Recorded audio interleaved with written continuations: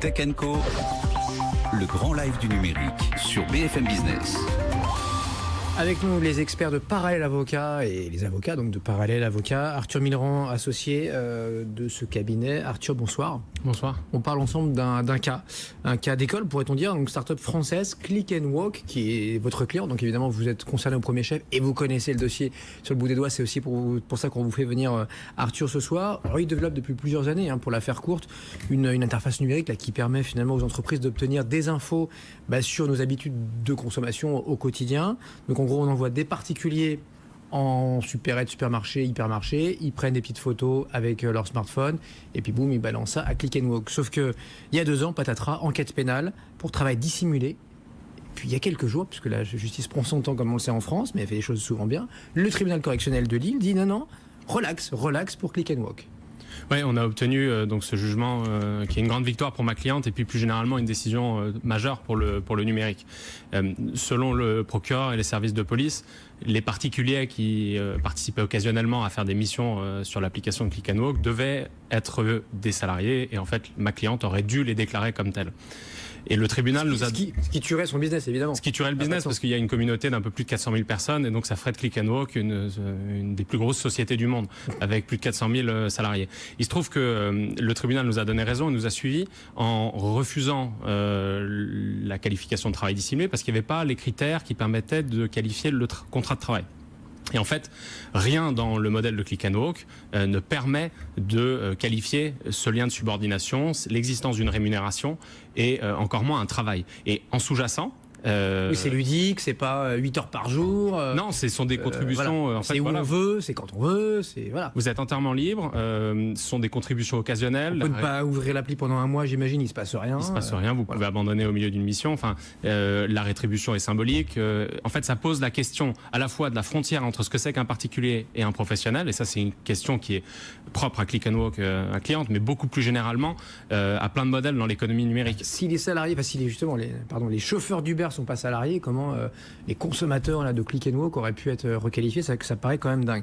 Mais l'histoire effectivement n'est pas terminée, Arthur. Le tribunal donc a prononcé cette relax, mais dans la foulée, comme j'imagine que vous y attendiez un petit peu, le parquet fait appel. Donc concrètement, là, qu'est-ce qui va se passer là? Le parquet fait appel, donc là, ça déclenche la voie de recours. Donc il y aura une deuxième audience, un deuxième procès à la cour d'appel de Douai. On rejuge sur le fond, donc on repart sur le fond, on repart à zéro. Mais il y a 2 choses qu'il faut noter. Déjà d'un point de vue personnel, moi je peine à comprendre l'appel du parquet parce qu'en réalité, le temps joue contre la survie de ma cliente. Ça, c'est la première chose. La deuxième chose, c'est que après 2 ans d'enquête, des ressources considérables qu'on a mobilisées, le dossier reste vide et le tribunal correctionnel a infligé une défaite au parquet sans appel, si je peux utiliser cette expression. Ouais. Donc, partant de là, il y a 2 choses à voir. C'est que la relaxe qui a été prononcée continue de bénéficier à ma cliente et plus généralement bénéficie à d'autres modèles économiques qui impliqueraient des particuliers qui réaliserait, disons, des activités occasionnelles moyennant une rétribution ou moyennant une rétribution même plus importante que ce qu'il y a pour ma cliente. Donc les juges ont fait un premier pas et en réalité maintenant c'est le législateur qui doit se saisir de cette opportunité pour sécuriser ces modèles et permettre à ces entreprises innovantes de faire bénéficier au plus grand nombre en réalité de ce qu'elles arrivent à créer et ce qu'elles arrivent à mobiliser comme nouveau marché. Encore une loi ? Encore une loi, bien sûr. Spécifique là-dessus ? Alors, nous, déjà, on est avocats, donc on a alors les règles, mais on est les premiers chez Parallèle Avocat. Quand c'est écrit, qu'on s'est couché sur le papier, c'est mieux. Alors, nous, on est les premiers à militer pour un allègement des règles pour des acteurs traditionnels, pour qu'ils puissent se débarrasser de certaines contraintes qui leur sont propres, mais qui, en réalité, aujourd'hui, sont sans intérêt. Ouais. Pour autant, nos clients navigue dans un flou juridique parce que le business va tellement plus vite que le droit et le droit ne peut que réagir et donc face à l'innovation, les juges se retrouvent confrontés à des outils juridiques qui sont mal taillés.